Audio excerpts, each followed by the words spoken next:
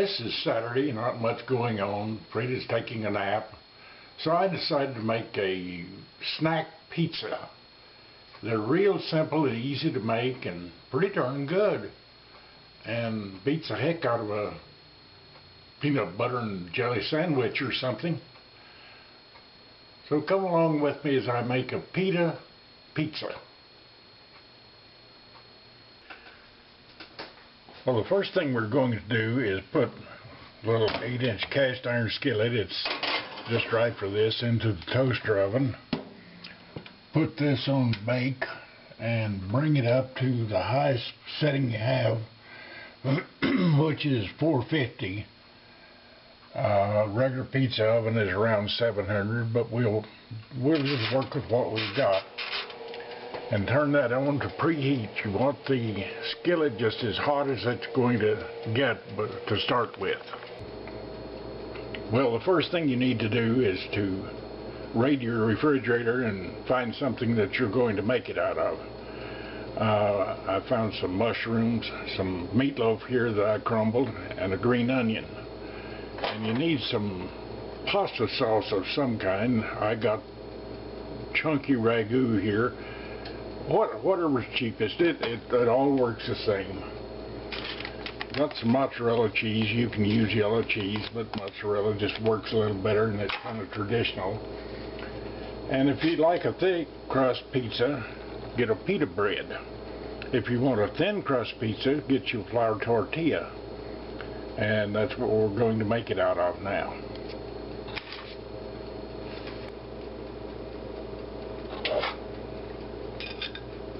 First thing, you get your tomato sauce out here and spread it around on there. Leave just a little bit of around the edges that you don't put it. You don't want to use too much on here. All it's for is to hold the stuff in place.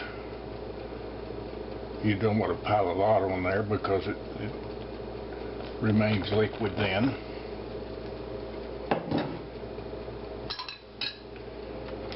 And then just put your makings on here.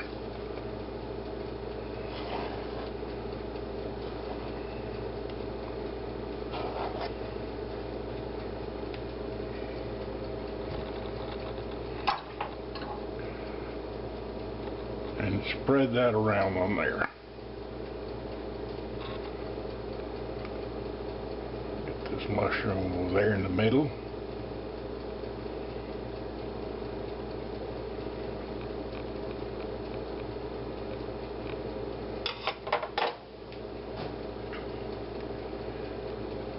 And once you have that done, you just sprinkle mozzarella cheese over it. As I said, you can use any kind of cheese that you happen to have. I have some yellow cheese, but I didn't have much of it left, so I picked up some of the cheese that's normally used on pizzas. This melts nicely and looks good, and that on there. Now that's ready to go in the oven. Well, the oven is preheated, as is the cast iron skillet.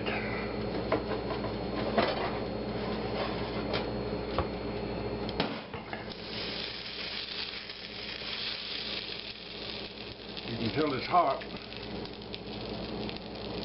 And slide your pizza out into it. Be very careful you don't touch the skillet because it is blazing hot. And then this will go back in the oven.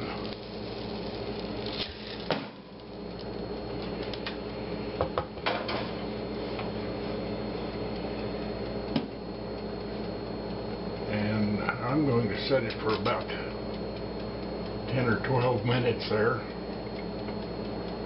Check it. Well, 10 minutes have gone by and the oven just shut off, and I'm going to, well, it looks like it's pretty well melted, the cheese. So I'm going to, yeah, it's not stuck.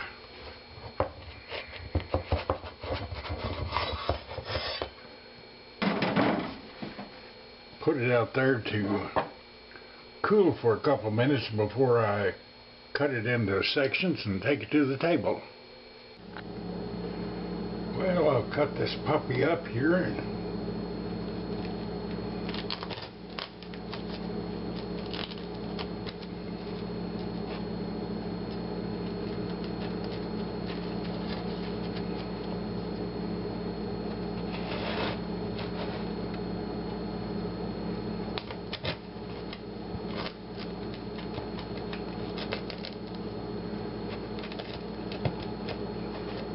Now, take it to the table.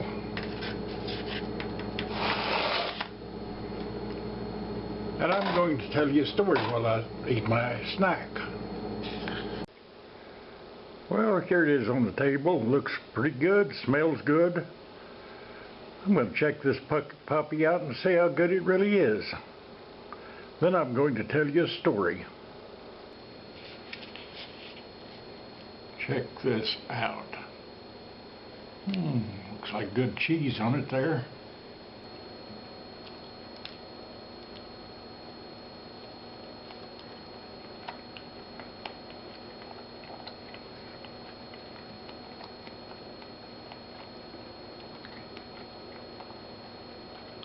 I just figured up the cost on it, and it's about 65 cents. Which is less than a dollar pizza, and a whole lot better.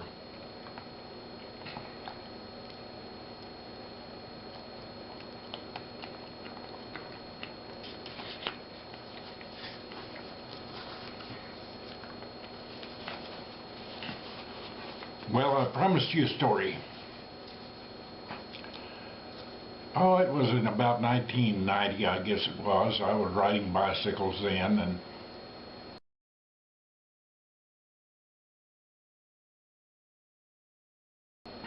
I wanted to find where my great-grandfather had settled in Texas in 1834. And I knew it was in Cherokee County, and Rusk, Texas is the county seat.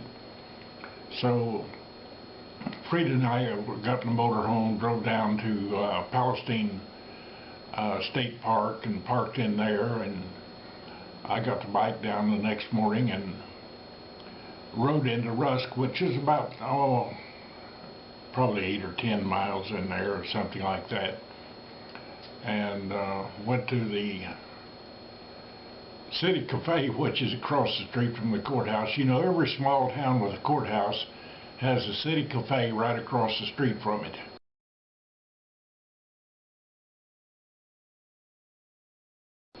And that's where all the courthouse crew and everybody like that gathers.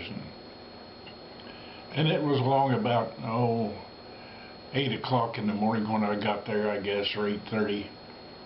So I leaned my bike against the window out there and walked in, and the place is pretty well full. And there was one table there had 4 deputy sheriffs on it, and there was a couple, 3 or 4 more tables there, mostly with women around them, and I recognized them as what you'd find around a courthouse. And of course, across the back there was the old farts table with the old men with the caps advertising DeKalb seed and John Deere tractors, and they always come in to settle the world's problems every morning.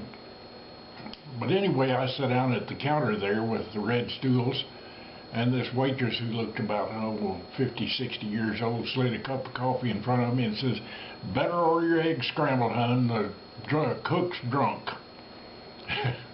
And I said, "Well, I don't need any scrambled eggs this morning, but I will have the coffee." And just about that time, I looked over there, I heard this chair slide back, and I looked around, and the biggest of the deputy sheriffs over there, the one with the gold badge, got up and walked over there and sat down on the stool next to me, and I noticed that he sat on the one where he could rotate around with his feet away from the counter, and have his gun on the side away from me. That's a typical way that law officers approach somebody, is with their weapon on the side away from them. And he says, I haven't seen you around here before. What brought you here? And I said, that bicycle out there. And he said, I mean, why did you come here? And I said, oh, I'm looking for someone. He said, well, I know everybody in the county who you're looking for. And I said, his name is Green Lucas Foreman. And he said, never heard of him. You sure he's here? And I said, yeah. He said, well, I never heard of him. And I said, well, it's probably for good reason. He died 150 years ago. And you could tell that this guy was going into slow burn, and you could hear snickers coming from the people in there. And about that time, they all got up and headed for the courthouse, and him too. So I finished my coffee and went over there and walked down to the county clerk's office and stepped in, and the lady who had been in the coffee shop said, you're looking for volume 1. It's already out on the desk over there. Said there was a lady in here yesterday looking for the same information. And she said, I helped her find it. And said, would you like a plat map of the county? And I said, yeah, if you have one. So I opened a book, and in fact it had a piece of paper stuck in there on the page where he acquired this half section of land under the grant from the state of Texas. Unmarried men, when they arrived, got a half section of land, and married men got a full section of land, a square mile. Well, he got a half square mile, and I looked at it, and it was about 3 miles south of the road back toward the park. And the road that went down into there, and it just showed it as a dirt road.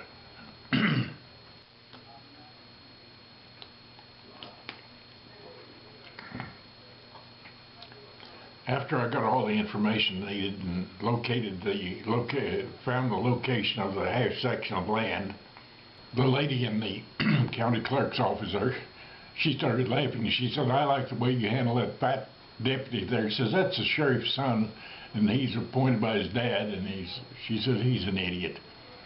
And I said, well, I pushed it about as far as I figured I could without winding up with a set of handcuffs.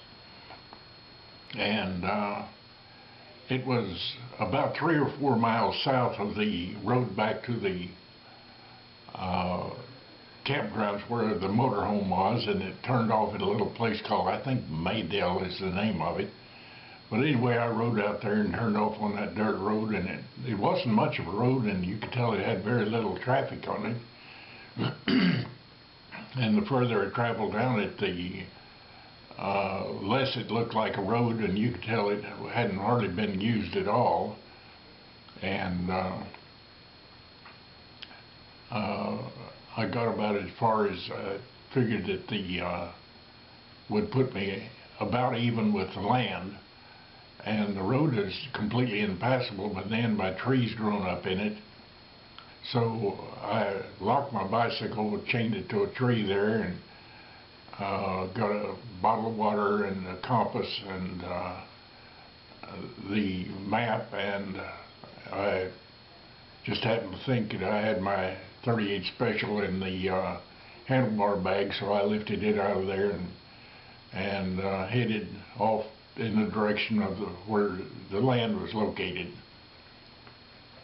Well, I found it, and after a certain amount of looking around, I found piles of rocks that would indicate that they had once been a foundation for a house, and I found a circular well there. Of course, it was full of dirt and everything, but I couldn't find anything else. Didn't have a metal detector to do any exploring, but of course he had sold the land back years and years and years ago, and had gone through a number of hands. But found where my great-grandfather had settled in Texas, and that was an interesting trip. But anyway, I came back to my bicycle, and as I got in sight of it, I could see that the handlebar bag was open and it was leaning away from the tree and held by nothing but the cable. So I went down there and had a bag of tools there, and it was unzipped.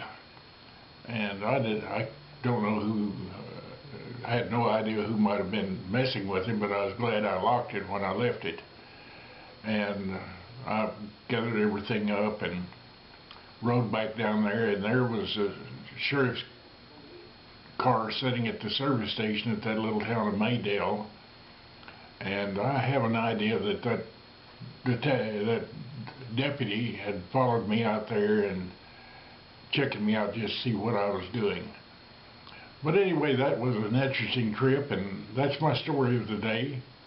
So God bless America, God bless Texas, and who can fault any place with a picture like this?